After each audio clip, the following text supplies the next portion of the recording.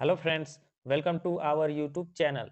Friends, इस video में हम लोग साइंस के 25 महत्वपूर्ण प्रश्नों को सॉल्व करेंगे जो कि किसी भी एग्जाम में बार बार पूछे जाते हैं। ये पार्ट 2 है। इससे पहले पार्ट 1 कंप्लीट हो चुका है और ये सीरीज इसी तरह से 25-25 प्रश्नों का चलेगा। तो चलिए वीडियो को शुरू करते हैं और देखते हैं कि पहला प्रश्न क्या है।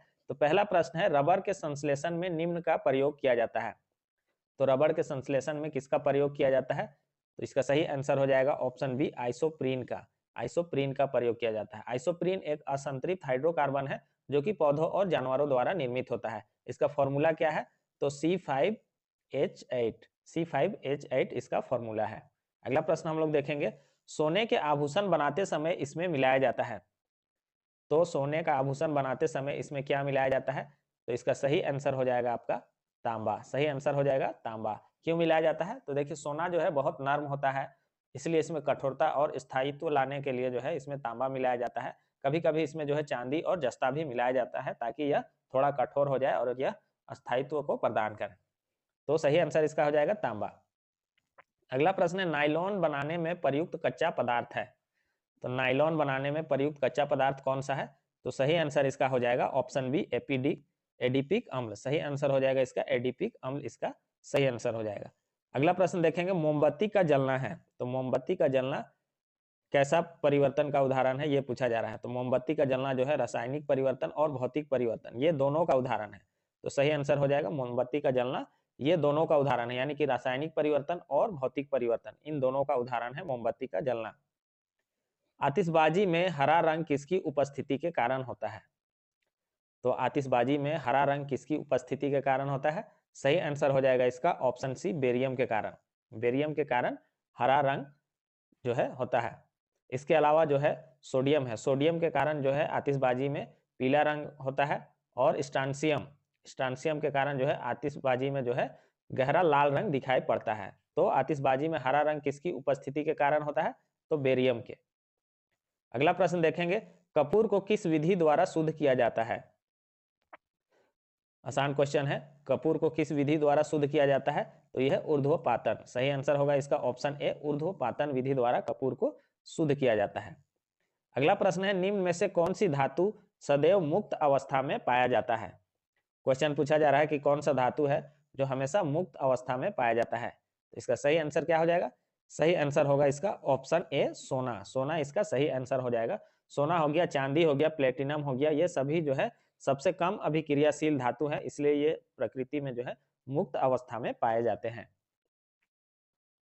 अगला प्रश्न देखेंगे, पुराने तैल चित्रों के रंगों को फिर से उभारने के काम आता है। तो पुराने तैल चित्र जो रहते हैं उनके रंगों को फिर से उभारने के लिए किसका प्रयोग किया जाता है? तो सही आंसर इसका हो जाएगा ऑप्शन बी, हाइड्रोजन परऑक्साइड का। सही आंसर हो जाएगा, पुराने तैल चित्रों के रंगों को उभारने के लिए हाइड्रोजन परऑक्साइड का प्रयोग किया जाता है। अगला प्रश्न है, निम्न में से कौन सा तत्व सभी रंगीन यौगिक बनाता है? ये प्रश्न भी पूछा गया प्रश्न है, बार बार पूछा जाता है। तो कौन सा तत्व है जो सभी रंगीन यौगिक बनाता है? तो यह है आपका ऑप्शन ए, क्रोमियम। इसका सही आंसर हो जाएगा ऑप्शन ए, क्रोमियम। अगला प्रश्न है, सबसे हल्का तत्व है। तो सबसे हल्का तत्व कौन सा है? देख के पता चल रहा है कि हाइड्रोजन जो है सबसे हल्का तत्व है। इसकी खोज जो है 1766 ईस्वी में हेनरी क्वेंडिस ने की थी। किसने किया था? हेनरी क्वेंडिस ने इसकी खोज की थी 1766 ईस्वी में हाइड्रोजन का। अगला प्रश्न है, सोना किस अम्ल में घुल जाता है? तो सोना किस अम्ल में घुलता है? बहुत बार पढ़े होंगे। सही आंसर हो जाएगा इसका ऑप्शन सी, अम्लराज में। अम्लराज या एक्वारिजिया लिखा हुआ मिलेगा। अम्लराज या एक्वारिजिया में जो है सोना घुल जाता है। इसमें जो है नाइट्रिक अम्ल और HCl ये 1:3 में मिले हुए होते हैं। कौन कौन?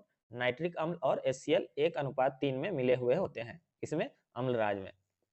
दिया सलाई में प्रयुक्त होता है। दिया सलाई जो माचिस है उसमें क्या प्रयुक्त होता है? तो इसमें जो है लाल फास्फोरस प्रयुक्त होता है। सही आंसर क्या हो जाएगा? लाल फास्फोरस। देखिए, फास्फोरस के बहुत से अप्रूफ होते हैं, जैसे कि लाल फास्फोरस होता है, काला फास्फोरस और सफेद फास्फोरस होता है। तो लाल फास्फोरस जो है दिया सलाई में प्रयुक्त होता है। हाइड्रोजन बम किसने विकसित किया? तो हाइड्रोजन बम को किसने विकसित किया था? तो सही आंसर हो जाएगा एडवर्ड टेलर ने। सही आंसर हो जाएगा एडवर्ड टेलर ने हाइड्रोजन बम का विकास किया था। अत्यधिक शीत ऋतु में पहाड़ों पर पानी की पाइपलाइनें फट जाती है, इसका कारण है। तो ज्यादा ठंड में जो है पहाड़ों पर पानी की जो पाइपलाइन होती है वो फट जाती है, इसका कारण क्या है? तो इसका कारण है कि पाइप में पानी जमने पर जो है वह फैलता है। क्या हो जाएगा? पाइप में पानी जमने पर फैलता है। तो होता क्या है कि पानी जमने पर जो है वह फैलता है, जिससे कि पाइप जो है फट जाता है। अगला प्रश्न है सोडियम का परमाणु संख्या 13 तथा परमाणु द्रव्यमान 23 है। इसमें इलेक्ट्रॉन, न्यूट्रॉन और प्रोटॉन की संख्याएं क्रमशः होंगी। पूछा जा रहा है कि सोडियम का परमाणु संख्या 11 है और इसका परमाणु द्रव्यमान जो है 23 है, तो इसमें इलेक्ट्रॉन, न्यूट्रॉन और प्रोटॉन की संख्या क्रमशः होगी। तो सही आंसर क्या होगा? सही आंसर हो जाएगा, चूंकि परमाणु संख्या 11 है तो इलेक्ट्रॉन और प्रोटॉन दोनों 11-11 होगा। इलेक्ट्रॉन और प्रोटॉन दोनों 11-11 होगा, न्यूट्रॉन इसमें 12 होगा। तो सही आंसर क्या हो जाएगा? Option D. अगला प्रश्न है निम्न में से कौन सा एक कथन सही नहीं है? तो कौन सा कथन जो है सही नहीं है? तो इसका सही आंसर क्या हो जाएगा? तापमान के बढ़ने पर वायु ध्वनि का वेग बढ़ता है। वायु में ध्वनि का वेग दाब पर निर्भर नहीं करता। आर्द्रता के बढ़ने पर वायु में ध्वनि का वेग कम हो जाता है। तो ये गलत ऑप्शन है। सही आंसर क्या हो जाएगा? ये ऑप्शन जो है गलत है। आर्द्रता के बढ़ने पर वायु में जो है ध्वनि का वेग जो है बढ़ता है, कम नहीं होता है। तो इसका सही आंसर क्या हो जाएगा? Option C. अगला प्रश्न है कोबाल्ट 60 आमतौर पर विकिरण चिकित्सा यथा कैंसर जैसे रोगों में प्रयुक्त होता है क्योंकि यह उत्सर्जित करता है।